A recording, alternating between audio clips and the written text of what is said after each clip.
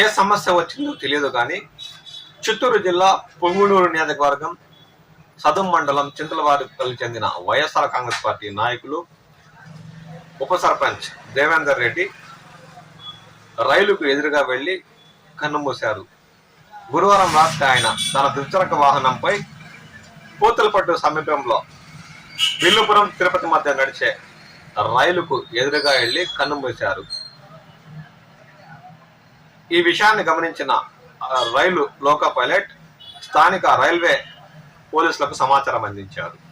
ఈ ఘటన సమాచారం అందుకున్న రాష్ట్ర మాజీ మంత్రి పొంగునూరు నియోజకవర్గం ఎమ్మెల్యే పెద్దిరెడ్డి రామచంద్రారెడ్డి వారి కుటుంబ సభ్యులను పరామర్శించారు. రోజు ఆయన దేవేందర్ రెడ్డి స్వగృహానికి వెళ్లి ఆయన భౌతికాయనకు పూలమాలలు వేసి నివాళులు అర్పించారు.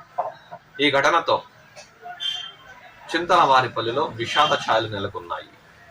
ఉన్నట్టుండి ఏ సమస్య వచ్చి పడిందో ఏమో కానీ గ్రామ ఉప సర్పంచ్ సీనియర్ వైసీపీ నాయకుడు ఇలా కనుమూయడంతో వైఎస్ఆర్ కాంగ్రెస్ పార్టీ నాయకులు ఆందోళనకు లోనయ్యారు.